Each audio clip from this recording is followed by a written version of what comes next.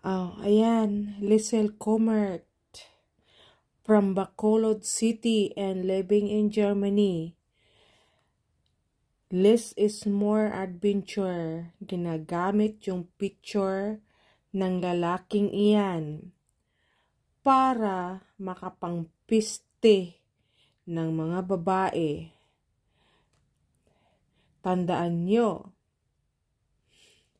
less is more adventure ay hindi siya ang gumagamit, kundi ang gumagamit ay Mama's Kitchen.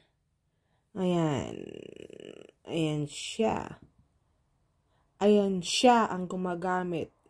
Halimaw na impakta siya na mambabarang, mangkukulam na may alaga na 3 Jezabel, the spirit of Jezabel. Ginagamit ang mga espiritu. At dito pa yung isang vlog niya. Hindi niya na ngayon ginagamit kasi ang ginagamit niya ngayon ay ayan siya, hindi picture niya kasi nga alam niya na kung bakit. Alam niya na. Malakas siyang mandadasal na kuha niya sa lula niya nung mga 8 or 10 years old siya na pinamana sa kanya. Dapat tinaboy niya, kaya lang hindi niya tinaboy. Instead, ginamit niya ng ginamit. Kung makikita nyo lang ang picture niya sa Facebook niya, Lisel Comert, or apelido niyang Lisel Puentes Comert from Bacolod. Ayan siya. Less is more kasi ang ginagamit niya kasi nadasalan niya yung lalaki na yan. Nadasalan niya impaktang halimaw na diablo.